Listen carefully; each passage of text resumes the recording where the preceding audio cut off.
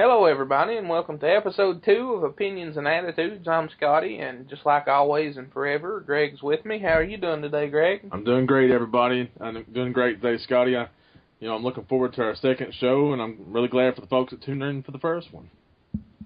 Yeah, I'm really pleased with the number of listeners we got and the feedback we got. And I want to thank everybody who gave us feedback, constructive criticism, and who helped us get as far as we've come. So, is there anything in particular you'd like to start the show off with, Greg? You know me, Scotty. I try to, stray from the serious path and talk about something that, I've been pondering about throughout the course of the week. And this week I've been thinking a lot about movies I watched during the 80s. Well, movies that happened during the 80s and I watched, as a child growing up during the 80s. Anything in particular? Well, I just don't think movies these days has the same kind of feeling. They don't give me the same feeling, especially comedies from the 80s. That today's movies, they just lack that. I don't even have a word for it, but they're just something that the 80s movies had that make me remember them. Like, have you ever seen The Great Outdoors with John Candy, Dan Aykroyd? I sure have. I love that movie. Right, and just part of my childhood memories is like find that on the local station, and I just remember the bear. Right, where they shoot him and make him bald. Right, on his rump. Right. I almost said something else. Well, we got to try to be family friendly here, but right. I'm trying, people. I'm trying. But I just want to point out, this is a time, for those of you younger listeners, there was a time when there wasn't a way to record everything and come back and watch it. You just had to flip through the channels and see what was on, and hope it was good. And if it wasn't, you just had to settle for what you could find. And if it was baseball season, you were screwed. Especially if you was trying to find something on TBS. I mean, like, when I was a kid, I had 3 channels. And if it was baseball season, I wasn't watching anything. I bet you learned to like baseball, though, right? I bet you I hate baseball. I don't like watching it on TV. I do like to watch it in person, though. I'm sure it's more interesting, when there's the chance that a ball might hit you in the head and murder you. It's strange why people want to subject themselves to that. Hey, let's go get hit in the head with a hard object. Frontal lobe brain damage. But, yeah, the 80s movies just had something about them that I can't explain it, but now the movies today, they lack it. For example, I watched, I think it's called Here Comes the Boom. It has Kevin James in it. He wants to be a UFC fighter. I got that. I've seen that advertised. It satisfied me at the time, but, I get to thinking about it, and nothing compares to movies like The Great Outdoors, Trading Places, any of the Chevy Chase vacation movies. I know Christmas Vacation was probably in the 90s, but the other European Vacation and just the regular vacation movies were all 80s movies, and they just all stand out in my mind when I think about funny movies. You got to mention Ghostbusters and the Blues Brothers, man. Well, both of those movies are great movies, and I think anybody that grew up during that time really loves them and has some kind of connection with them. If I'm not mistaken, Harold Ramis, the guy from Ghostbusters, he directed several of the quality 80 movies like Caddyshack. I don't know if he was the actual director of Ghostbusters, but he did one of the vacation movies. I should know who the director of Ghostbusters is because I'm a huge Ghostbusters fan. Me too. That's weird. I think it might be Robert Zemeckis. I'll tell you what, we can give that a quick search to let the fans and let ourselves know who that is. That's right. Consult the Book of Knowledge. We'd like to thank the IMDb for providing any kind of movie knowledge that we... Or Wikipedia. I frequent the Wikipedia. I like to look at the cover when I get my information. The director is Ivan Reitman. Ivan Reitman. Yeah. He's directed several good movies, if I remember correctly. But it doesn't seem like everybody, those really funny 80s movies, they're all tied in with some of the same people. Dan Aykroyd, he's in Ghostbusters, he's in Spies Like Us, but in Spies Like Us you have Chevy Chase, and then Chevy Chase. Right, a lot of the old Saturday Night Live guys. Right. And some of the guys from CCTV, like John Candy, right. I don't know why I never mentioned John Candy. I mentioned The Great Outdoors, but, just some of John Candy stuff. Uncle Buck. That's a classic. Uncle Buck was great. I still love that movie. Delirious. What's the other movie? He was in Blues Brothers. He did. He had a cameo, didn't he? No, he had a little. It wasn't a big part, but he had a part in it. But those movies that like they mean something to me, and I try to get that from watching some of the new stuff. I'll tell you who came the closest to making me feel like get the feeling that the '80s movie does, and that was early Adam Sandler stuff. But again, that may come from him being a part of Saturday Night Live. I don't know if that's where I get the feeling from those type of actors. No, I get that. My friends and I were talking about him the other day when we were out to lunch. Billy Madison and Happy Gilmore. There's just something about those two movies. Right, that era of Adam Sandler was great. He sort of went. I don't want to say he sold out, but he became a. Sort of started with Mr. Deeds, the sort of decline of Adam. But I ain't going to say that Mr. Deeds was terrible because it wasn't. But anything after that is really not in my top 10 Adam Sandler. But and Chris Farley was another one in the 90s. He had some good movies. Right, he did really good stuff. Even the Ninja movie, Beverly Hills Ninja. It's fun to watch. It wasn't his best. I mean, I like Tommy Boy better. Tommy Boy and Black Sheep, they both had David Spade, but then again, we're talking about people from Saturday Night Live. That has to have something to do with it. Maybe that's just the kind of comedy we're into. I think it does. I mean, Will Ferrell has had a couple of good movies. Like he's got pretty close to recapturing the magic of Dan Aykroyd and Chevy Chase and Bill Murray, but he hasn't quite gotten there. And I wonder if part of it's just because we grew up in the 80s. Could be. I'm sure people in the 80s were saying that comedies from the 80s will never compare to comedies from the 70s and 60s. Yeah. But I've watched comedies from the 70s and 60s, and things changed a lot. Well, movies started to change in the 80s in general. Right. But I mean, there's really something about. I mean, there's no modern day Ghostbusters or Blues Brothers. There's no modern day Caddyshack. People might say American Pie, but it didn't really do it. Right. So I think there's just something about the quality of film and the talent that we're talking about here. I mean, Bill Murray is hilarious. He was the best part of Zombieland. That's the name of the movie. He was the best part of that movie. Yeah, and he was only on it for a short time. Right, but he was hilarious. And you mentioned Bill Murray, another great movie from the 80s, Stripes. I know you've seen Stripes. And everybody's seen Stripes. And I got to suggest, if you're out there listening and haven't seen Stripes, odds are you can catch it on TBS, TNT at least 8 times a year. And it may even be on Netflix at this point. Please watch it. And this guy knows what he's talking about. 80s movies are the best. Well, you mean 80s comedy. Let's not say 80s movie. Some 80s movies go right up there in the top 10 list. They are. There are a lot of 80s movies that are out there in the top 10. Back to the Future immediately jumps out. Well, Back to the Future would probably even qualify as a comedy if you want to get... It would. Things like... But, I mean, they don't make movies like that. Hot Tub Time Machine tried to be that a little bit. It did try, but it was so far off. And we can't talk about 80s without talking about Mel Brooks and Spaceballs. Spaceballs has to be one of my all-time favorite comedies because, first off, it's a spoof on Star Wars. And anything by Mel... And we all know how you feel about Star Wars. We do. After last week's episode, everyone knows exactly how I feel. I love the Wookiee. Lightsabers and Wookiees. That's my new motto. I love the Wookiee. But, yeah, Spaceballs, if you haven't seen that, I got to suggest that one for everybody. And that's got John Candy. And Bill Pullman. Rick Moranis. Man, Rick Moranis is great in everything. He was great in Honey, I Shrunk the Kids, and that was a terrible movie. He was. He even played in the movie with Roseanne's ex-husband. I can't remember his name. Tom Arnold? Was that Bully? The Bully movie. It wasn't horrible, just because Rick Moranis brought his acting skills to the table. And, just everything turned out all right. And you got to mention just for a second the talent that was in Ghostbusters, because Rick Moranis was in it, Bill Murray was in it, Dan Aykroyd, Harold Ramis. Yeah, you've got all that talent in that one movie, and it's one of the best movies ever made. Even the sequel was good. I don't know if the sequel is an 80s movie.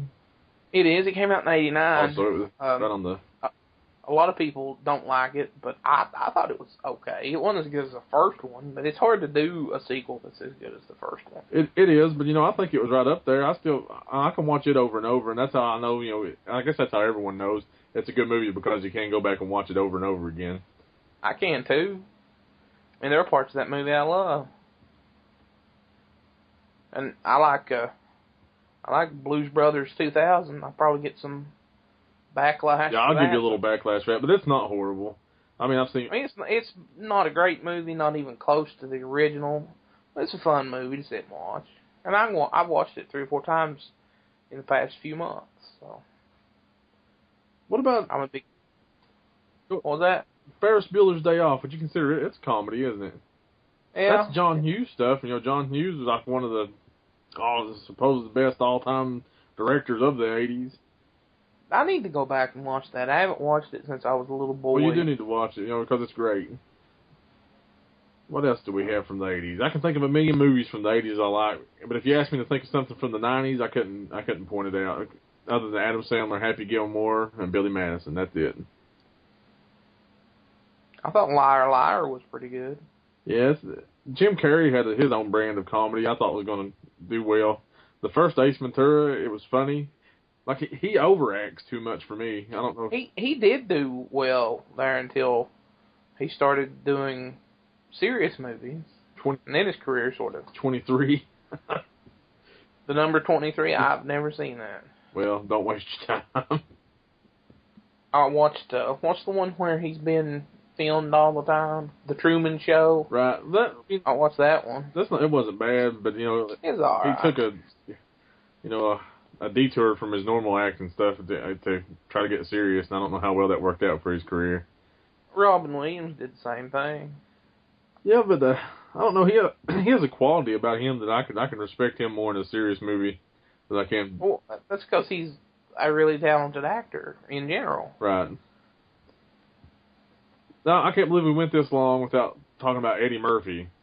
Anybody that's seen Beverly Hills Cop, The Golden Child, Coming to America, 48 Hours. Yeah, all great movies. I think, if I'm not mistaken, Eddie Murphy was a part of Saturday Night Live, wasn't he? He was. Not for very long, but he was on there. He started really young, like he was 20 or 21 when he got on SNL. I guess he was a comedian first. Well, I mean, just a traveling comedian, I guess. Right. He was a comedian, and then he got on SNL, and then he basically took off in the 80s, and then he went through that period in the 90s where he wasn't very popular. And now he's garbage, which is really sad for me to say. I don't know if you've seen anything he's been in recently, but it's just... The last movie of his that I watched was Daddy Daycare, maybe?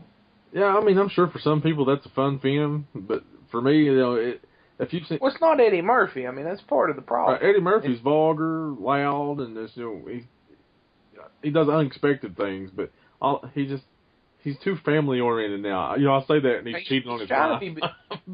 He's trying to be Bill Cosby now. Yeah, that's not going to happen though. There's only one Bill Cosby. Well, there are allegations that Bill Cosby had cheated and beat his wife and stuff. So maybe Eddie's a better person. Maybe his cuss words are. But you're right. There's something about the 80s in terms of comedy, even stand-up comedy, that seems to be better than what we've got now. Like George Carlin became really popular in the late 70s and 80s. You got Sam Kinison. He was a great comedian of the 80s. And it's hard to find great comedians of modern times. I can't. And I know people are going to email and say, such and such is a great comedian, and such is a great comedian. Richard Pryor. Richard Pryor was in the 70s and 80s. Right. So. You think, the only thing I can figure is maybe it's just lack of material. I know we live in an age now where everything, is easily accessible, and all this is, you can find out what someone else did, and, everybody's done everything, it seems like. Do you think just the original ideas are gone, and that's what... I think maybe you're getting close to part of the problem.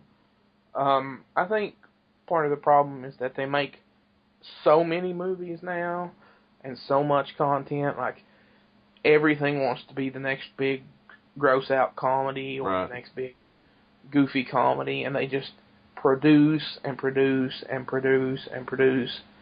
And when you make so much of something, then even the special things that you've created, like even the special comedies, get lost in just the overwhelming amount of comedies that there are. Yeah, I know exactly what you're saying. It's hard to really stick out when, everything's touching on everything else. I mean, Right. Everything's too similar because there just isn't enough, or there's too much of it to go through. I mean, the Hangover came out and it was a big hit. And how many Hangover clones did we get? A bunch. Yeah. We got a ton of them. That's how it goes. Another example is the found footage films. Blair Witch got popular, and Right. we're going 15 years in, and they're still around. They are, and they seem to do well every Halloween. I guess that's if they got that going for them, they should just keep going with it. But I'm not, the Paranormal Activity movies, all right, but the first one, it sort of spooked me. The next three, I knew it was going to happen. Something was going to jump in front of the camera. They were going to hear a strange noise. The Ouija board would catch fire. Like, but I mean, you know what I'm saying? They just produce so many movies right. that it's hard for a movie to stand out. Yeah, maybe the 80s was that critical point in time, because even the horror movies from the 80s, they seem scarier. We were younger then too, though, so maybe that's another reason why. I think it's part the decade you grew up in, and you and I really are. We're kind of half 80s kids, half 90s kids, because we were there on the cusp. Right. And I think that's a lot of it. I mean, a lot of people who grew up in the 90s and the first decade of the 21st century, they may not have the same reverence for Ghostbusters or Caddyshack or those old movies. Well, I'm sure some of them don't even know what they are. You know what's sad? I bet some people don't know what Indiana Jones is. I doubt that, because of, there was a new one released not too long ago. That doesn't mean that people heard of it. Do you think that, a lot of people went back and looked at Indiana Jones after that? Because it wasn't the best of the Jones movies, but it wasn't the worst either. That's true. Well, that's a topic for another day. That'll be on the poll. What's the worst Indiana Jones? I'm not going to give you any insight to what my opinion is right now, because that would just ruin it, and I think you already know. Okay, we'll save it for the next show. Right. But you know what I mean? They just, and they're starting to filter and reboot movies all the time. It's just the constant strain to produce content, and it's sort of destroying the creativity of films. It is. I mean, because how many times can you reboot something? I know not Transformers, but Ghostbusters is not. They're doing just a third part to that, right? It's not a reboot. Right. But I mean, they were talking about rebooting it for a couple of years. That's a mistake. But I'm sure people 30 years from now will be, can't wait to see something like that. Because technology, 3D probably be something different. It'll be, I don't know. But I'm sure people later on, they'll appreciate another reboot. There's some movies I do appreciate that they rebooted. Well, I can name them off 30 seconds ago, but now I just completely lost train of thought. So it happens to us all, man. But I think another thing in terms of movies is that we're desensitized to so many things that we used to think were funny, and it's just sort of predictable now. It's like when you watch a sitcom, you sort of know how it's going to go, and it's not funny to you anymore. It's that way with everything, too, the horror, and it is. We know what's going to happen in the romance movies. So what are we to do as a society to get back on track to have funny movies, Scotty? We need to develop immortality to keep the comedians from the 80s that are still alive forever, so they can keep them. We need to make Bill Murray and Dan Aykroyd and Harold Ramis and all those guys young again. We need to go back and keep Tom Hanks funny, too, because he was funny during the 80s. Big was pretty good. And what was that mermaid one, Splash? Yeah, then there was The Burbs. You ever seen it? If not, I recommend it. I have, and I did not enjoy that movie. Oh, no. The Burbs is great. I did not. It may be a 90s I movie, didn't enjoy Joe versus the Volcano either. It wasn't bad. Had Meg Ryan in it? Is that the one? I think that's Sleepless in Seattle. Oh, no, she was in... Joe versus the Volcano. No, she was... Meg Ryan was in that movie with him, too. Really? Yep. I don't like her that much. The Sleepless in Seattle's where it all started to fade away. Right, he took that more serious turn. But it all worked out for him. Forrest Gump. He's a great actor. He is. But so I guess he chose the right path, even though it didn't make me happy. I like funny Tom Hanks. But that's not everything can make you happy, buddy. I know. I wish it could. But Scotty, I've went on and on about the '80s movies, and everybody knows I love '80s movies now. So it's your turn. Do you have anything you'd like to talk to folks about this week?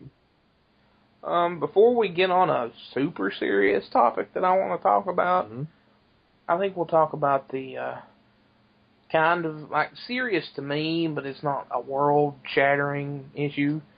And that's you've heard of SimCity, right? Right. And you probably played the Super Nintendo version. I know I did. The whole concept is you just build a city and keep it going. Right.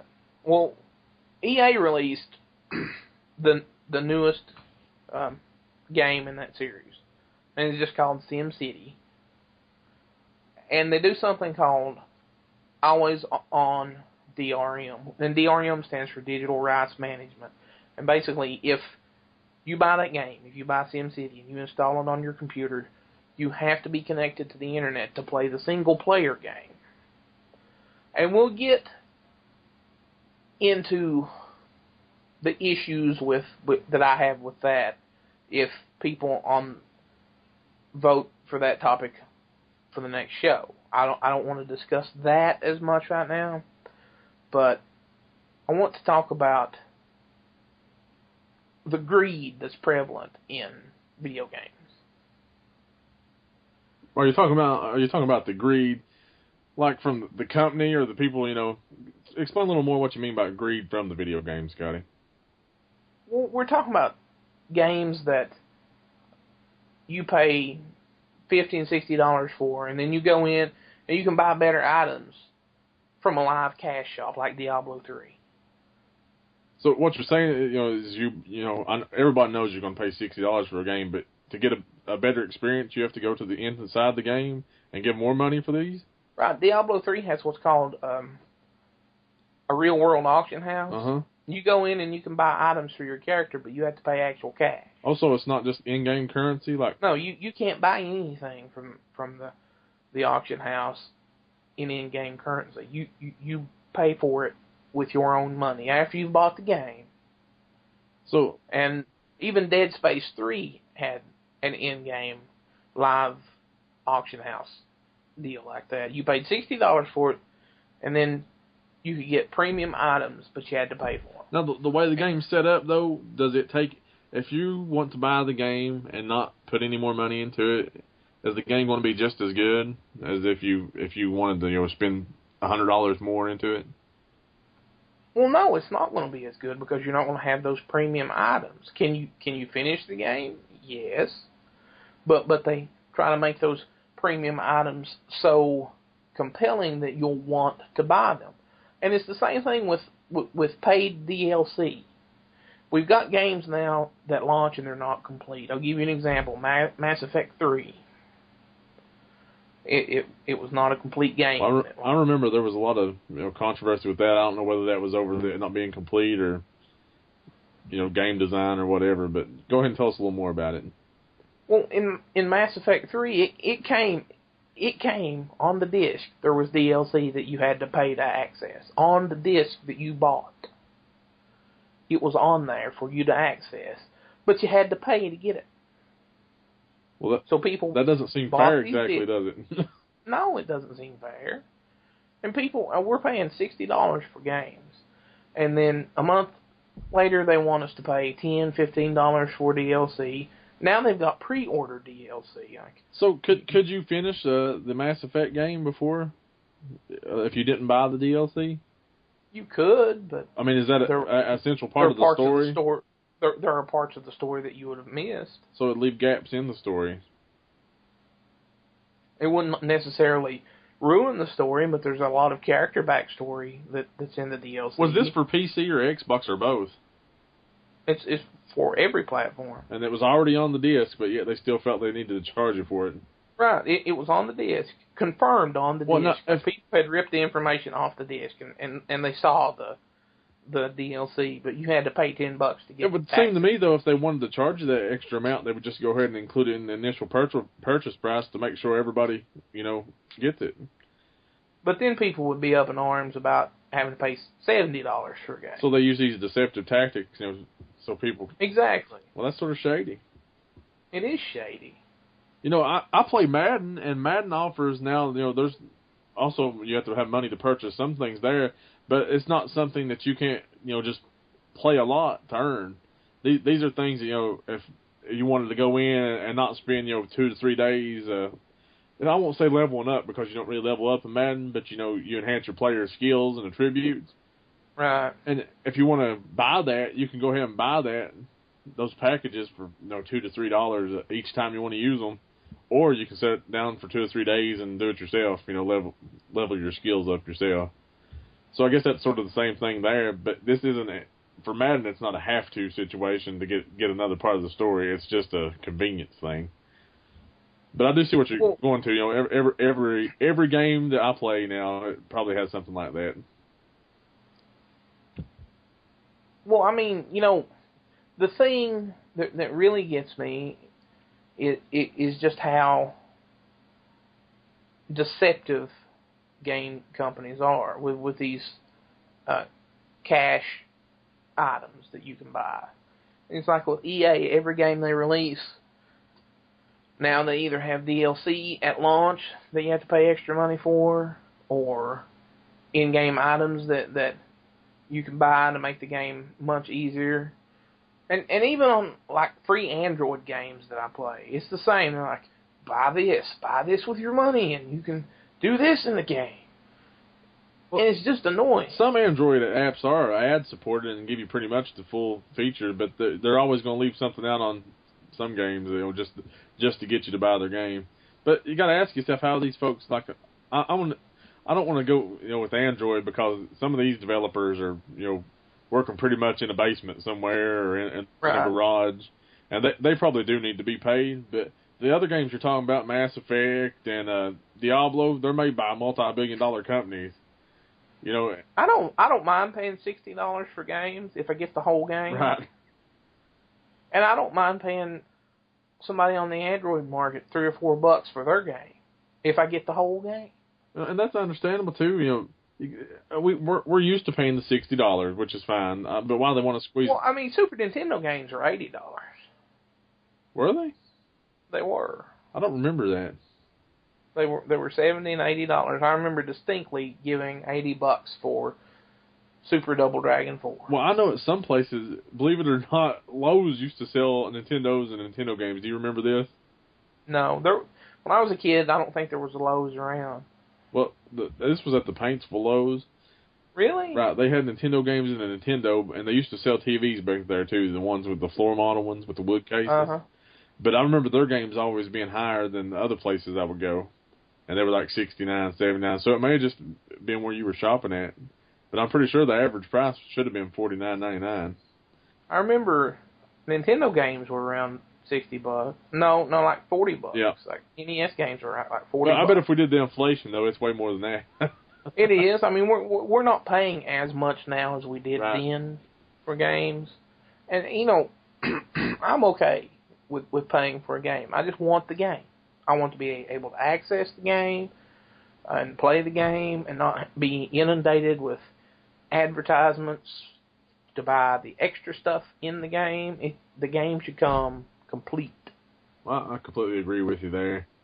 Because we sink so much money into the equipment to play the games, and then we got internet fees because most games are internet enhanced now, and not having the internet with your game is like. And that's fine. Multiplayer's fine. I don't think multiplayer. I don't think you should have to buy multiplayer, but having multiplayer in a game's fine. I don't think you should have to pay for Xbox Live either. Well, Xbox, that could be a topic for another day, but the Xbox Live service compared to the PlayStation service, I know with sports games, you know, on PlayStation, you can play a sports game and someone will quit halfway through because they're losing the game. Uh-huh. And what happens, it's got better now, but it disconnects, and it used to be it wouldn't give the person that was winning the win for that game. Right. And it would give both people, there's a disconnect rate on sports games. That way when you look at somebody you're playing, you know how many times they quit. So you can pick and choose.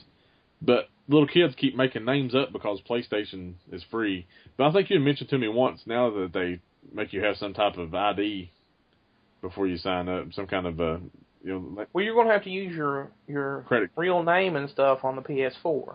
Well, that's good. That'll probably prevent a lot of those kids from creating 100 accounts and just keep on getting on there and ruin the experience for the people. But I mean, that seems like something that would be easily fixed by the game designers on their end, like just with a few tweaks, like if somebody drops out, give the player they're playing against. Yeah, but after you've spent, these games last 45 minutes usually. After you spent 25 minutes in there, you want to finish it out because that's what's fun about it. It's not fun to play halfway and beat somebody and then quit and get the win. You want to finish it out. And there's no way to keep them from quitting. So what the Xbox experience brings, you still get people that quit because mothers and fathers are going to buy their kids online services through Xbox.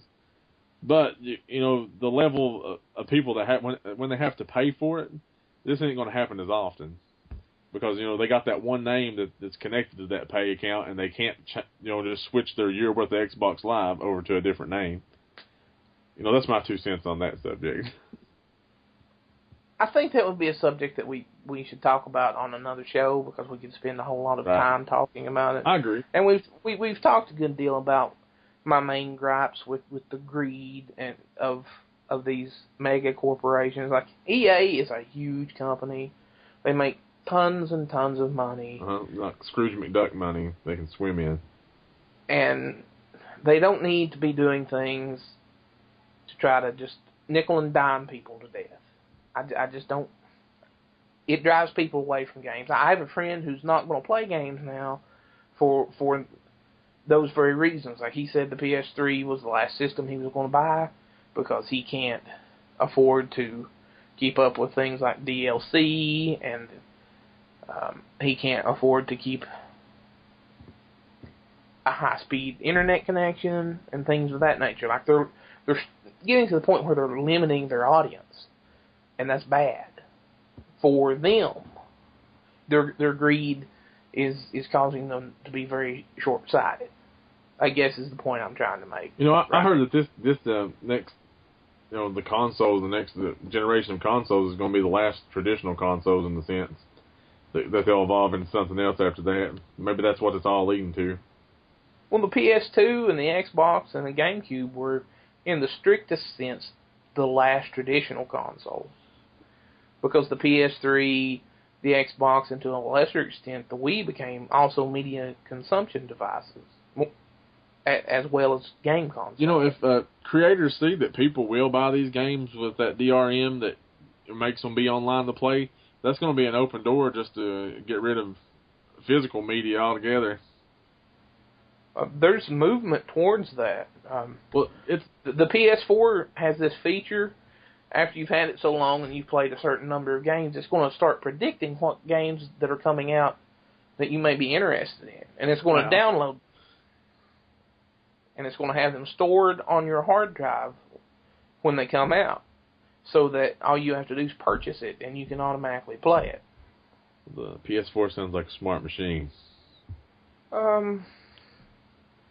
Netflix tries to recommend stuff to me sometimes that I just really don't like. So I'm not real sure how it's going to work. The show House of Cards on Netflix was created all by the Netflix generated, like what people like.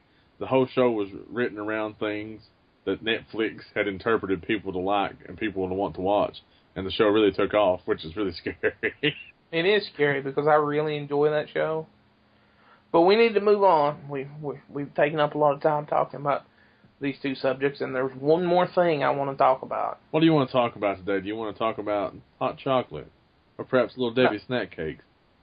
No, as much as I love Little Debbie's, we need to talk about there were several major events this week, and I sort of promised on the Facebook page that I would talk about one of them. There are others I'd rather talk about, but for the sake of keeping the show within a reasonable time length, I'll just talk about this one. Hugo Chavez died. Do you know who Hugo Chavez is? Yeah, was? Yeah, he was the Venezuelan president, right? Right. And he died of cancer. Apparently he'd been really sick for a long time, and it's sad that he probably suffered towards the end of his life. But he was a major critic of the United States because Venezuela has largely a socialist form of government. Right. And he called us Satan and things like that. He would get up in front of the UN and say terrible things about us. But he did some good things. You know, he gave his citizens universal health care, things like that. But it's largely believed that he was not a very good person. Now, why did people say that he wasn't a good person, though? Well, was it his people? Was it the American people? From what I've gathered, he made a lot of backdoor deals over Venezuela's oil, and I could be wrong. And if I am, someone correct me because I don't want to be wrong, and I'm operating largely off of memory. So I'm not adequately prepared, and I apologize for that. I'm sorry to put you on the spot, Scotty, but I know the backdoor deals in that area of the world. It's not uncommon for things like that to occur. And he was a major ally of Cuba because Cuba is also a socialist nation. Now, with Hugo, it seemed like he did a lot of traveling to the U.S. though. What was his purpose for coming here? Was he just It was largely for propaganda. Right. He really touted and promoted Marxism. But the thing we have to realize is any nation with a leader is not a Marxist nation. Because in a truly socialist nation, there would be no leader because everyone's equal. And you can't have someone over someone. That's not equality. Right. But Hugo, a lot of the Marxists really like him because he did tout socialism, and he was a voice for socialism, and he was an ardent critic of the United States, which right. Well, was popular in the rest of the world. I see here, though, he hated capitalism. He argued that capitalism was responsible for ending life on Mars in 2011. What does that mean exactly? I have no idea. It's also widely believed that he probably was a little off his rocker. Yeah, just from the things I've seen. Another thing, I just want to bring this up because I was looking over some of the things he had said. He tried to ban Coke Zero in June 2009. He said that because it was low calories, it was unhealthy, but he never did give any more information on why he thought it was unhealthy. So he was a pretty crazy guy, right? Right. And there are people in the United States that think Coke Zero is bad for you because of aspartame. Well, that's been going on for years, but he wanted to ban it from his it's just random things. He wanted to ban Halloween. So I don't know about the guy. Someone on my personal Facebook page posted about him, and they talked really. They came off like they really respected the guy, and I don't know if he deserves respect, because he did some negative things for his country. Like, I'm looking at a chart right now that inflation from 2001 to this year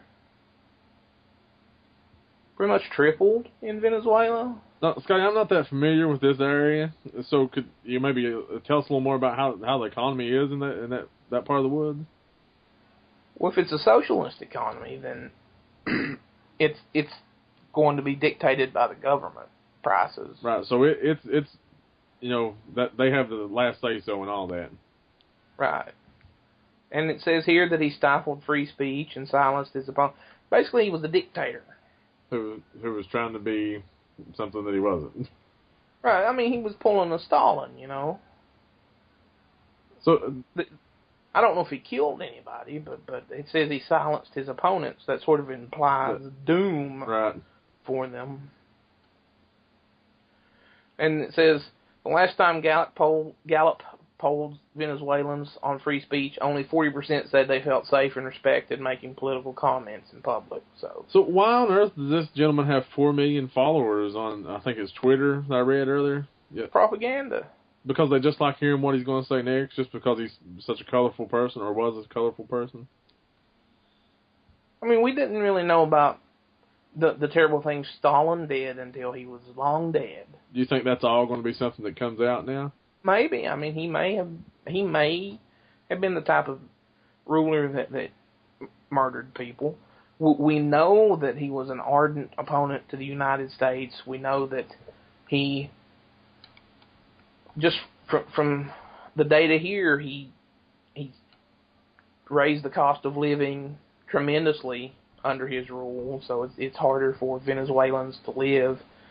And he just was this strange sort of blip in history that made this impact and then died.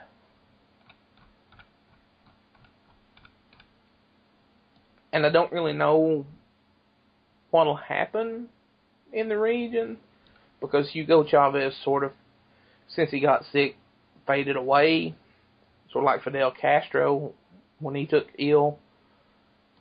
But it's a big event because he was pretty important globally for a few years there, especially during the Bush administration, sort of when he rose to prominence. So who's left to run the place now? I read earlier about who replaced him. I can't. Let me pull that up. Click, click, click. I read here that he had visited the South Bronx once, and he decided he gave a speech at an evangelical church, and he decided he was going to give a discounted oil to the low-income residents of the Bronx. And they said he arranged to give them a heating oil at a 40% discount. Do you know if anything ever came of that, or is that just something?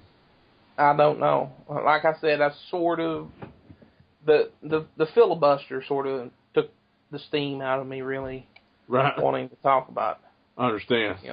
It says Vice President Nicolas Maduro is taking over leadership. I've not heard that name before, so odds are he's not a bad person as of yet that we know about. He's not bad because we don't know anything about him. Give it a year and we'll see what goes on. We want to think the best of people, though, so we're going to give him that chance. Basically, this guy was handpicked by Chavez to take over if something happened.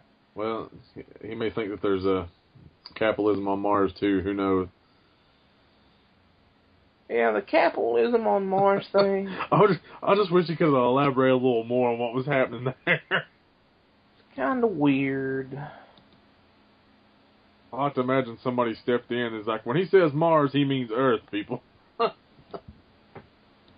We don't know what he's talking about, really, but just nod your head and go on. So, now we've come to the point where we discuss the topic of the week. And do you want to tell the folks what that is this week? Yes, this week's topic is higher education really worth it?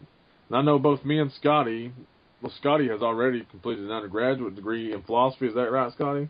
That's correct. And I'm pursuing a degree in social work at this point in time. And we're both going to take a look at the pros and cons of getting a college education or any type of higher education. So, Scottye, what do you think? It needs to be stated first of all that we take opposing views that may or may not reflect our personal view. Right. I'm sorry, Scottye. I forget some folks haven't listened with us before. But I want to take the position that higher education is not necessarily, and necessarily being the key word there, worth the investment. And I'll give you a brief overview as to why. There are numerous cases of people becoming very successful without college degrees. I won't name any, but the statistics are out there. I'm going to put an article in the show notes that goes over it. But you don't necessarily have to have a college degree to do well financially.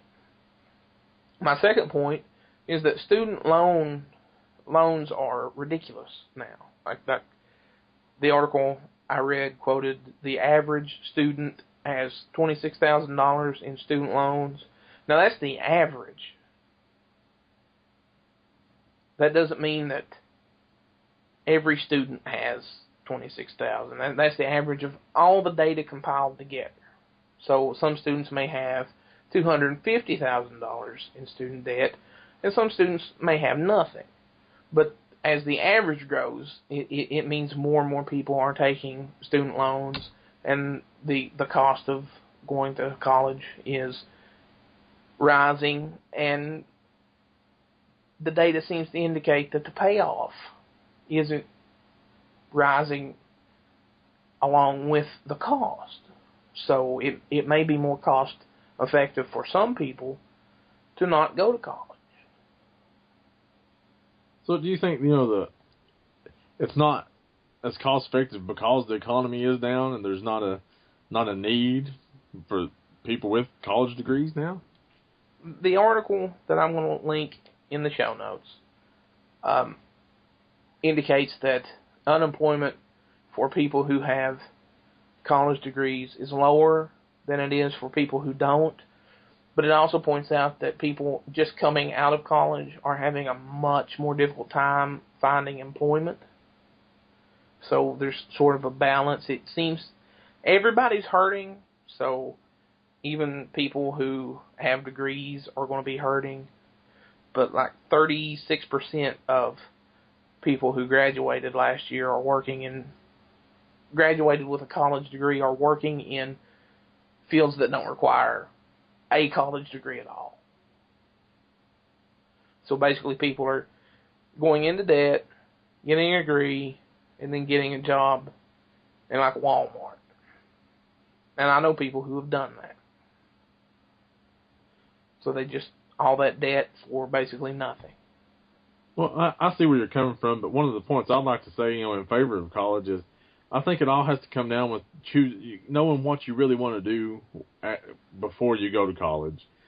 A lot of people go to college, as just a sort of a rite of passage, from being just a kid to an adult. I know that, in some societies it's different, but I feel like college is sort of a rite of passage for a lot of folks here in America.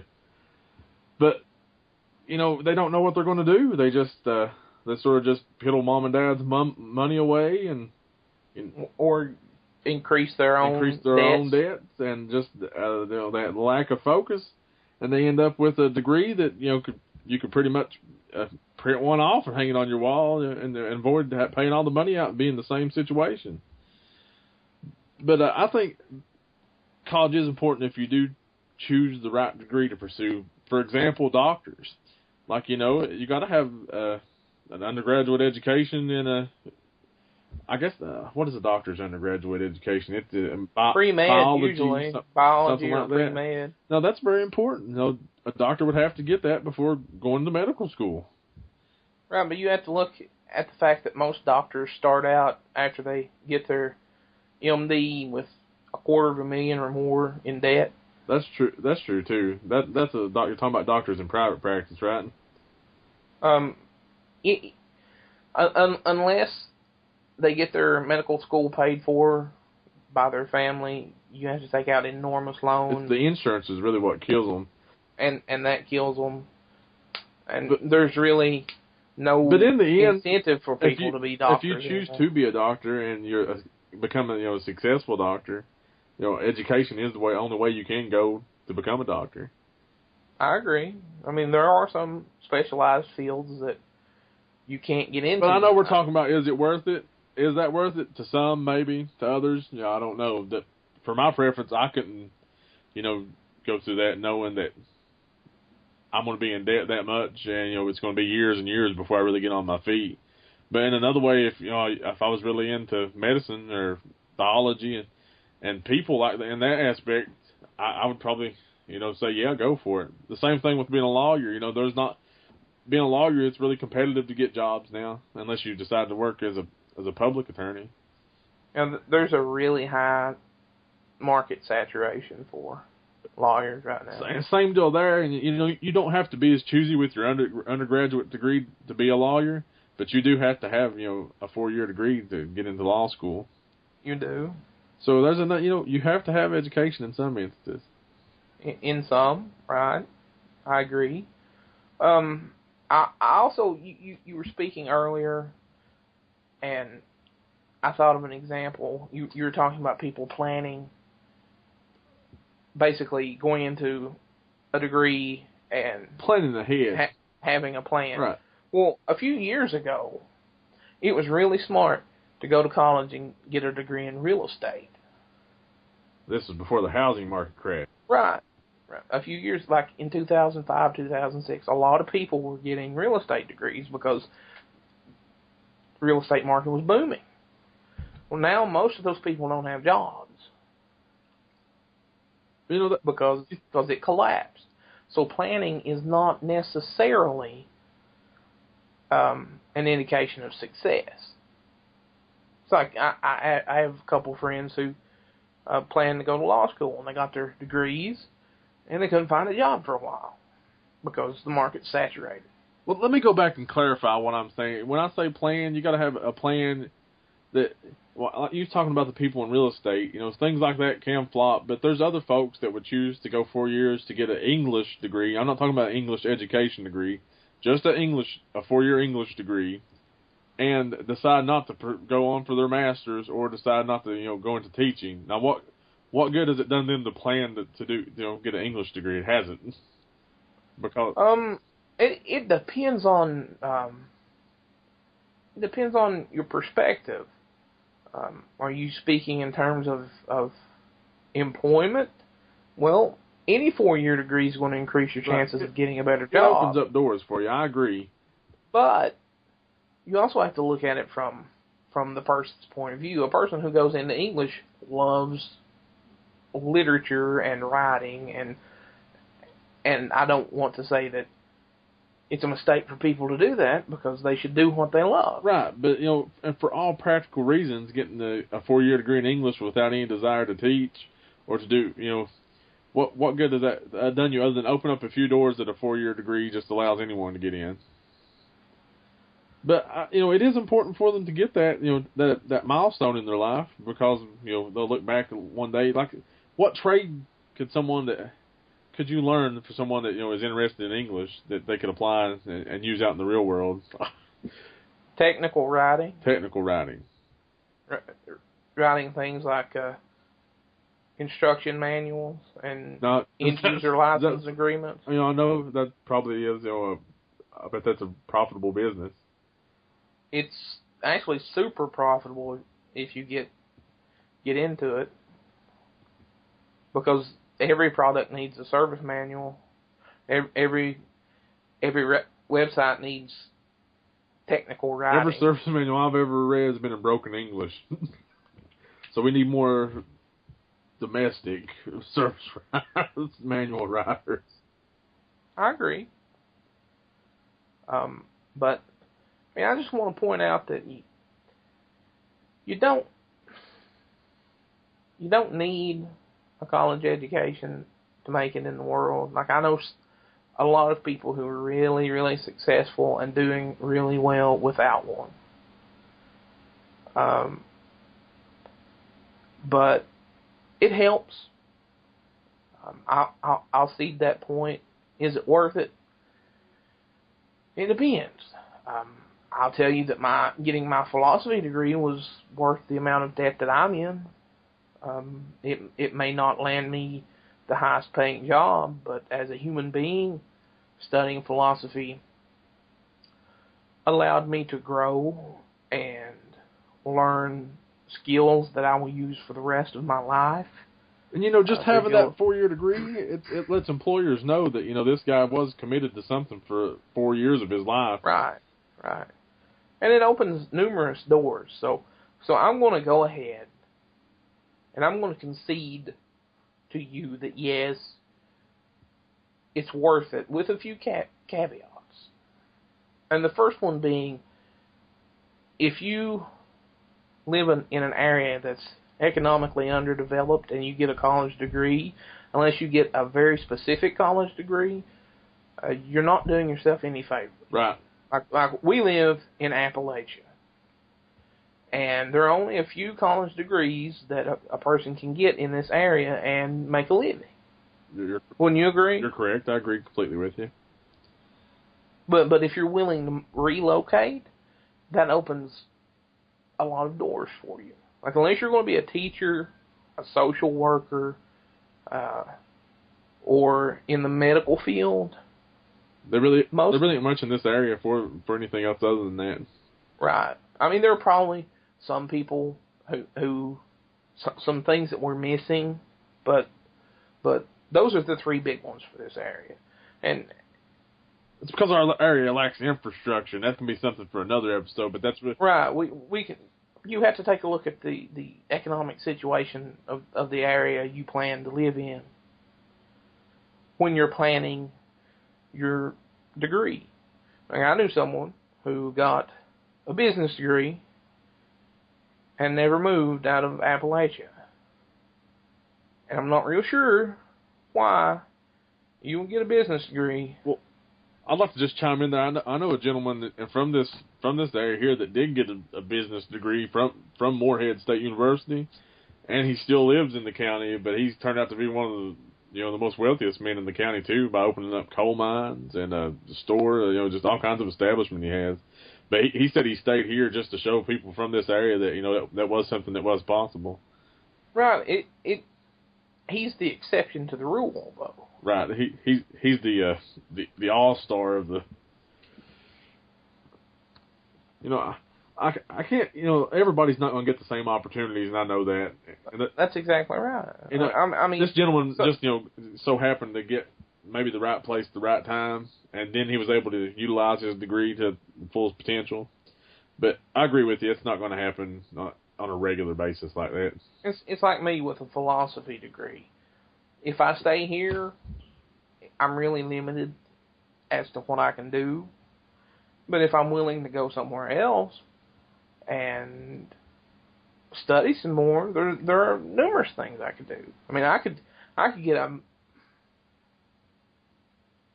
If I moved to England and by England I mean the UK, United Kingdom. Right. And got a PhD, I could be what's called a moral counselor. And people will pay me to give them advice on on morality and whether things that they have done or are planning to do are moral. So is this a common job in the United Kingdom? It's fairly common from my understanding of it. I haven't researched it in a few years, but at the time that I was looking into it, they even had like a guild that you could become a part of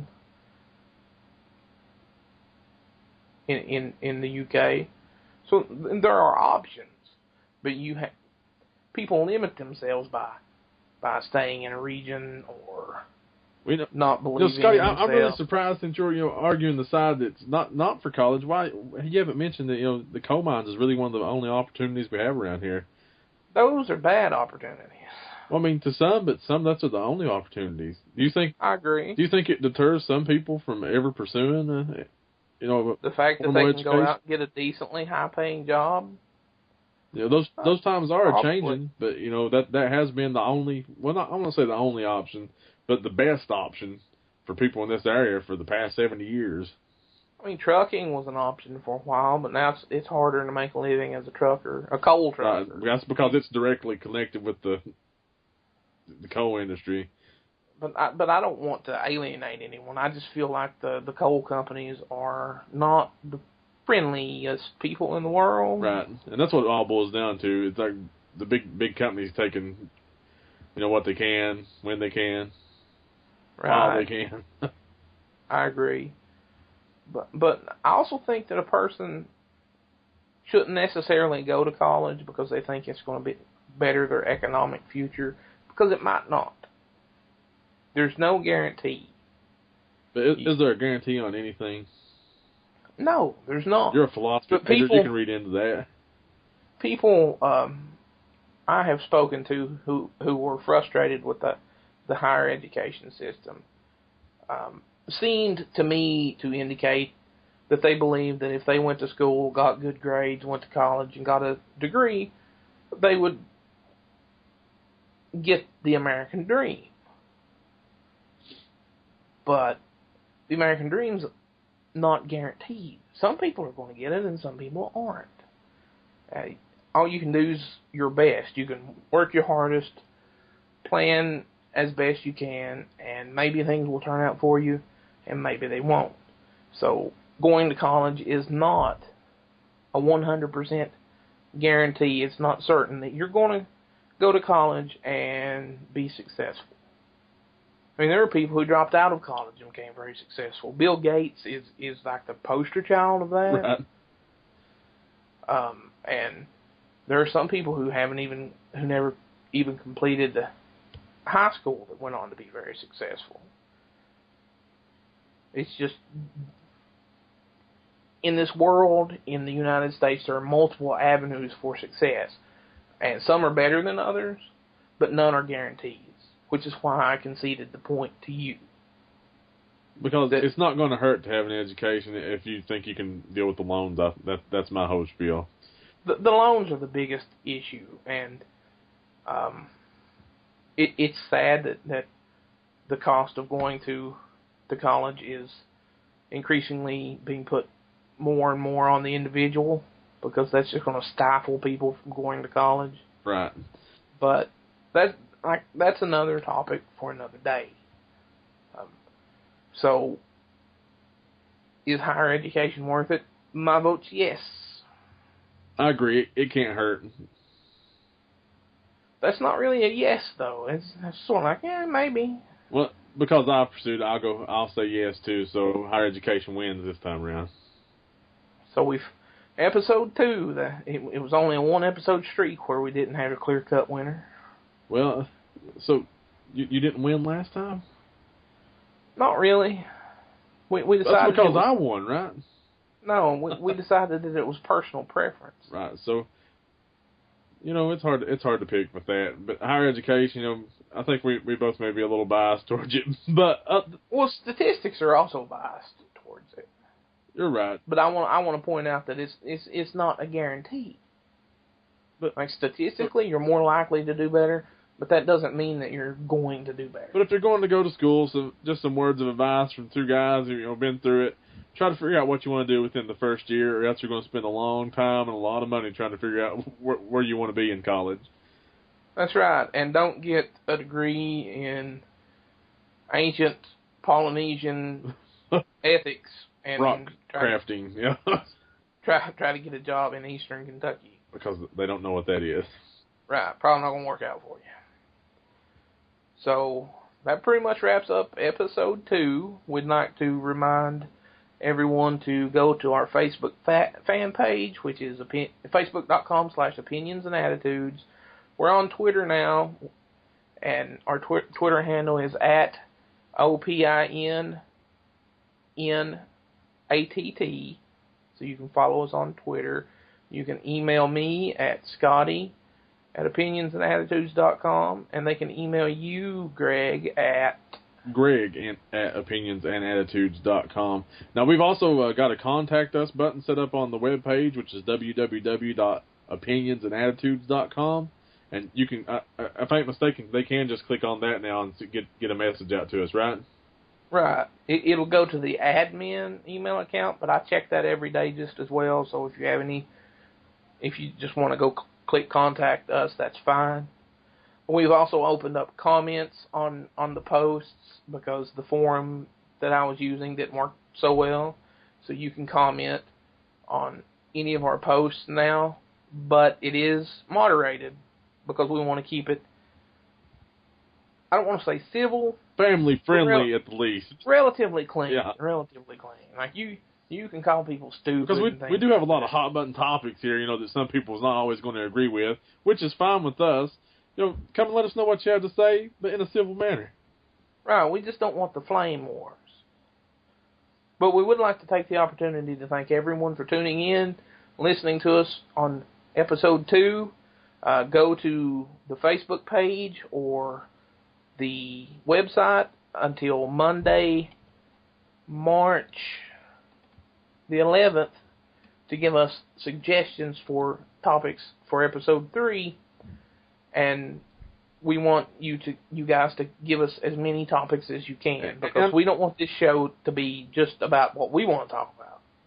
We want to know what you guys want to say and what you want to hear. Any feedback, let us know. And if anyone has anything they want to say and would be interested in doing something, talking about a little something on the show, let us know, because, the fans choose what we talk about. Why can't the fans talk a little about it? I agree. So just send the email to either Greg at opinionsandattitudes.com or Scottye at opinionsandattitudes.com. And we'll get back at you and we'll go from there. But we really do thank everybody for tuning in today. And we hope to see you next week. Scotty, do you have anything else to say? Nope, pretty much just thanks for listening, everybody, and have a good week. Bye, everyone.